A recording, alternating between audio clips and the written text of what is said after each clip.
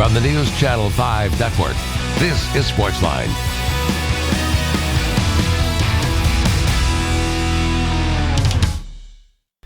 Good evening, Nashville. Welcome to SportsLine. Yours truly, Jon Burton, with you for the next hour talking sports. Coming up after our first break, we're going to have Teresa Walker of the Associated Press on with us to talk about the Final Four. The Titans, whereas we're about 5 weeks away from the NFL draft, maybe get some early insights as to what the Titans might be thinking as we get set for the NFL draft, and maybe kick around some NHL and NBA stuff as well. Always great to have Teresa on to talk all things sports in and around the great state of Tennessee.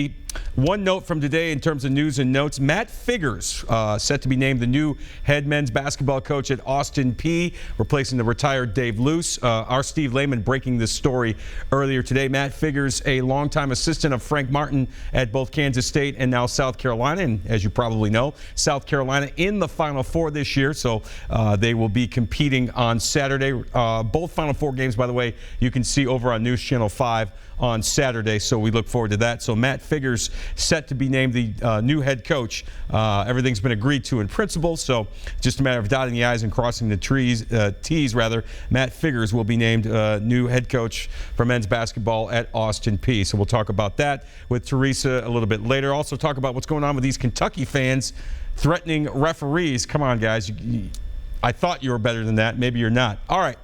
First item up for bids. It's always a big week. If you follow this show, you know that this is a very special show that we do.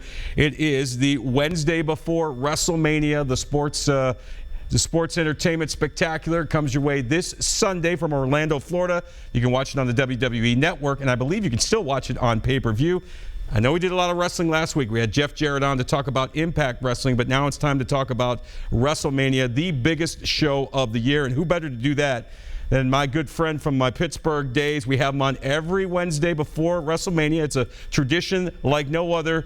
My good friend Justin LaBar joins us from Chairshot Reality. He's a WWE analyst, pro wrestling insider. Justin, we made it another year. I don't even know how long we've been doing this, but here you are again on the Wednesday extravaganza here on SportsLine to talk WrestleMania. So great to have you on for another year.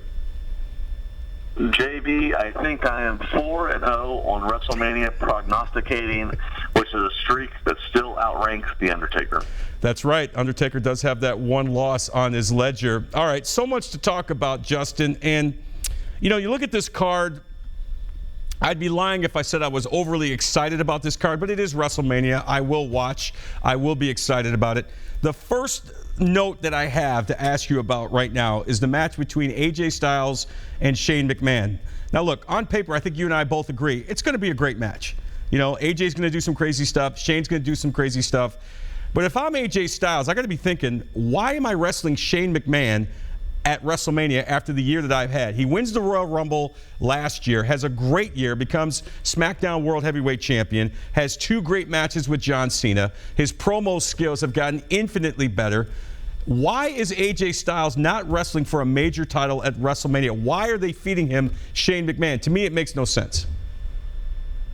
Because AJ Styles is working with Shane McMahon, and McMahon's only work with talent that they deem worthy, they deem top level, and or they deem that can make them look good.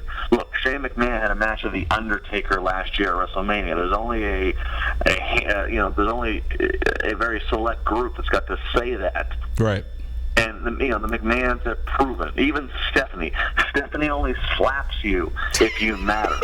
So look, we know AJ Styles might be the best pure wrestler in the world right now, and we have seen the 5-star matches in the United States, in Japan. But the fact of the matter is, this is entertainment mania. Forget the wrestle. This is entertainment mania. And AJ Styles being in this match with Shane McMahon is a nod from the management that he is worthy, which maybe is not the mindset they had about him a year ago, his first Mania, and it's a nod that, you know, he's going to have some of the clips in this match are going to add to his highlight reel. Look at Shane versus Kurt Angle. Look at Shane versus Undertaker. You know, look at the Shane matches. They tend to fall in highlight reels because they are stunt-worthy, they're memorable, And that's just the fact of what it is. So if you're an AJ Styles fan, you should probably be happy about this. So this is a good thing if you're an AJ Styles fan. Correct. Interesting. All right. Well, again, I think you and I both agree it's going to be a great match, and there should be high spots aplenty in this one. But, I just look at where Vince McMahon is right now, still searching for that top babyface, for his Monday Night Raw brand. Why not AJ Styles? Why not give him the ball and let him run with it, at least for a year or two, until you figure out who the next guy is? We all know AJ Styles chronologically is up there in age. I believe he's in his late 30s, maybe even early 40s, but the guy can still go. He's cutting good promos. I mean, instead of shoving Roman Reigns down our throat, why wouldn't Vince take a chance on a guy like AJ Styles, at least for a while? Well, AJ is in his late 30s, and I actually do think that, once he has a match here with the authority figure on Tuesday SmackDown and Shane McMahon, that it kind of leaves no room for him on SmackDown. And he worked John Cena. He's worked, he's worked a lot of the SmackDown roster. So I do think that post WrestleMania in the month of April, it'll be very possible that we will see AJ Styles move to Monday Night Raw with just a plethora of fresh matchups, and then vice versa, we will see Roman Reigns move from Raw, who he has certainly worked with everybody there, and he'll move over to Tuesday SmackDown. So I think that's the move we're going to see to freshen things up and to still keep both of their characters in the current place. Yeah, I think that's a good idea. And don't get me wrong, I like Roman Reigns. I think the fans are treating him unfairly. I understand why they don't like him, but again, I don't think it's fair. It's really not Roman Reigns' fault. So, while we're on the subject of Roman Reigns, he will be taking on The Undertaker. We all know about The Undertaker at WrestleMania. Only one loss, and that was to Brock Lesnar. This is his playground. This is usually the only match he wrestles every year, maybe one or two others. What do you expect out of this match, and how can this match ultimately benefit Roman Reigns in terms of getting acceptance by the fans, either as a good guy or babyface or bad guy, more commonly known as heel? Well, I expect Roman Reigns to beat The Undertaker. Let me give you that one more again. Wow. I expect Roman Reigns to beat The Undertaker at WrestleMania. Now, in terms of what does it do for his credibility to the fans, his heel or face placement, that's a whole other card game, because this match really makes no other sense than to have Reigns beat Undertaker. If you look at Undertaker's opponents, and I'm not talking about to the entire, the 20-plus year. Right, you're not talking about Giant Gonzalez, right? Yeah, I mean, I'm talking about since the streak became conscious. Sure. And for the most part, other than Randy Orton, and then of course Brock Lesnar, who did beat the streak, everybody that Taker's faced were already past their prime. They were already Hall of Fame bound. It was a novelty act. And right now we have Roman Reigns, who is clear-cut WWE's guy that they want to push. They don't care if you cheer him. They don't care if you boo him. They just care that you react, which everybody does, and they want you to buy his merch, which everybody does. Right. So this just seems like the perfect, and mind you, and for those wrestling fans who are listening, here's a little inside information. The original plan up until the new year was it was going to be John Cena versus Undertaker. So that's legit. That was the plan. That was the plan, right? And they changed it. And the only man that changes it is Vince McMahon. And the only reason that Vince McMahon changes it is because he sees some grand other scenario, and that grand other scenario is for Roman Reigns to beat The Undertaker. Now it'll probably be some kind of a nod of respect, handshake of respect, passing the torch, right? And nothing's going to change. Those that don't like him are going to boo him. Those that like Reigns will cheer him. But that's what this is going to ultimately culminate to. Interesting. We're talking with Justin LaBar. He's a WWE analyst. You can catch him on Chairshot Reality. Follow him on Twitter at Justin LaBar. A few better guys in the industry know the ins and outs of professional wrestling as it pertains to the WWE than Justin LaBar, my old buddy from the Pittsburgh days. I remember he used to come to my shows at PWX in McKeesport, PA, in that rinky-dinky little barn to watch me mess up, botch moves and mess up promos. Man, we've come a long way since then. JB, you're always a standout. You're shy. I'm happy that you're in Tennessee. You're with the elk of people you deserve to be. I'm glad you came where you are. I appreciate that, buddy. All right, we were talking about John Cena. Interesting match coming up Sunday on WrestleMania. It's going to be John Cena and his girlfriend, Nikki Bella, his true-to-life girlfriend, against The Miz and his wife, Maurice, who was a former WWE diva. She'll be getting back in the ring.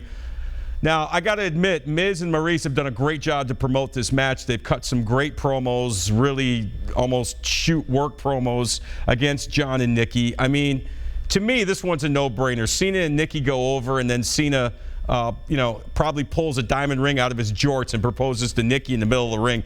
Do you see this match going any other way? No, I don't. And how unromantic is it for a woman to know that her engagement is being so predicted heavily around the world? I mean, isn't that supposed to be like every girl's princess dream, is that her engagement gets to be at this grand surprise? Right. The carriage ride through Central Park or the romantic restaurant, and it's going to be in a sweaty wrestling ring in front of, 80,000 people. I hope The Miz gets busted open the hard way so there's a little bit of blood to go along with that ring. Look, I mean, maybe people think that I'm a WWE apologetic, or I'm looking forward to this. I actually think that I was forecasting this match prior to when any seeds were planted on WWE on the TV. The only difference was I actually had said maybe Dean Ambrose and Renee Young, another real life couple, maybe they're involved in it, but they're not. But I was looking towards some kind of a reality show based mixed tag. That's what we have.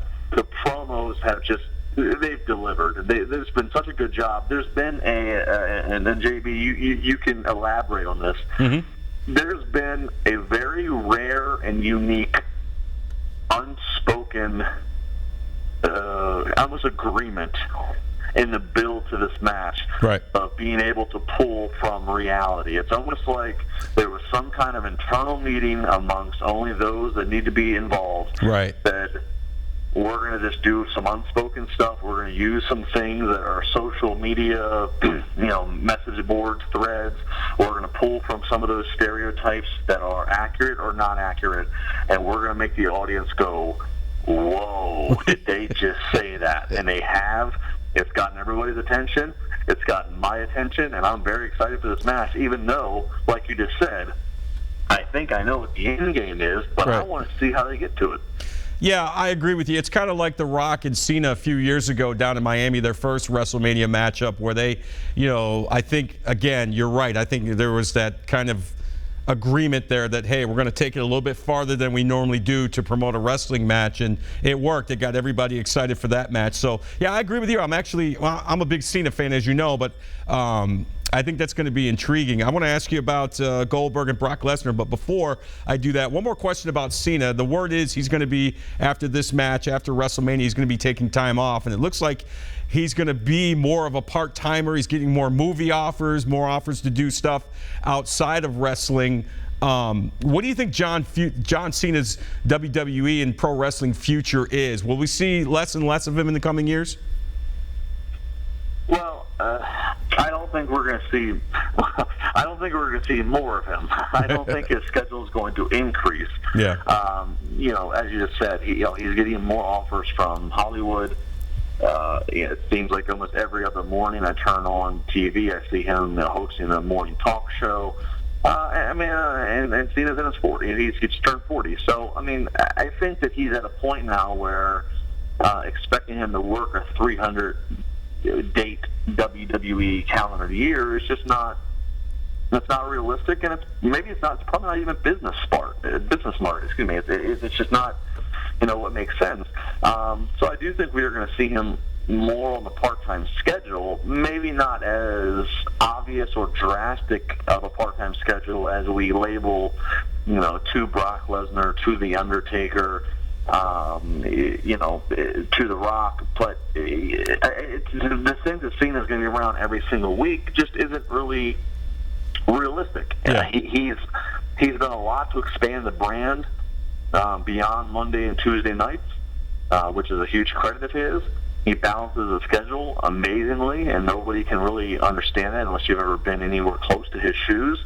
I think he's, if this makes sense, try to quote this soundbite, he's going to be the most regular part-time guy they've ever had. I got that. Makes sense. All right, real quick, Goldberg versus Brock Lesnar. That figures to be the go-home match of the night. Obviously, we've seen what Goldberg has done to Brock Lesnar in the Royal Rumble and at Survivor Series. I don't know. I definitely think Lesnar wins this match. The question is, how long are they going to go Sunday night?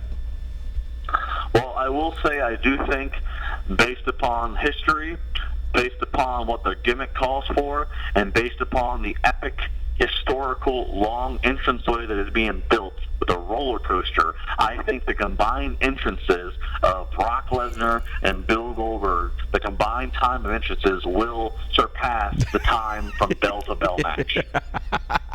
And you got Lesnar winning, I'm assuming? I have Lesnar winning, yes. I think that makes the most sense. We saw the go-home episode of Raw. It screamed of a Brock Lesnar winning the title. And, JB, I've been sticking with this for over a month. Mm-hmm. I'm sticking with it until something proves me otherwise. Brock Lesnar wins, and either that night or maybe more fitting the next night on Raw, Paul Heyman cuts a promo about the Conqueror being back on top, that nobody can top and defeat Brock Lesnar, and all of a sudden we hear Braun Strowman's music. Braun Strowman is the only guy in perception right now, and perception is reality. Mm-hmm. Braun Strowman is the only guy who makes sense, who could come out cold turkey and beat Brock Lesnar or Goldberg, if Goldberg happens to retain, which I don't think happened. Right. Braun Strowman is the only guy who can come out, beat them, become champion, and it logically makes sense. I don't want to hear about Finn Balor. I hear about Seth Rollins. No disrespect to any of them. It just does not make sense. All right, last question for you, Justin. And again, we really appreciate you being on tonight. We had Jeff Jarrett on last week from Impact Wrestling to talk about the new direction of Impact Wrestling. I know you're busy covering the WWE. Have you had a chance at all to see the new Impact shows? If so, what would be your impression? I've seen a little bit. I'm not gonna give off that I've been an expert because it's been sporadic. My watching of it. I kind of feel like it's the same old song and dance. How many times are we going to hear about a rebirth of TNA / Impact Wrestling / Owl Vision? I don't even know what the hell we call it anymore. So it kind of takes away from the significance. I don't know what we call it anymore. I think we've had too many, rebranding campaigns, too many relaunches.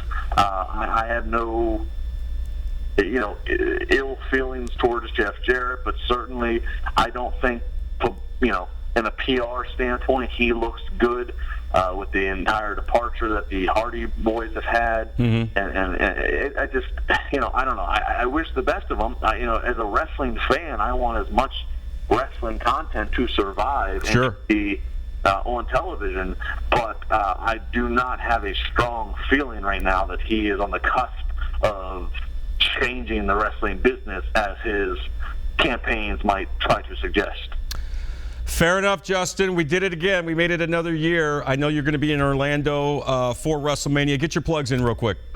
Absolutely. At Justin LaBar on Twitter. It's the home for everything. 140 characters does it all for you. It's got audio. It's got video. It's got print. It's got all the locations and appearances I'll be doing this weekend. And JB, I want to know the question: why are you not with me? Every year I do this with you. I talk to you about Mania. I know. You're the last person I talk to before I leave Pittsburgh. Why are you not with me? I know. We gotta remedy that. How about next year? Where's it at next year? Is it New Orleans, baby? Oh, New Orleans. All right, we're going. All right, it's a date, man. Me and you, bro.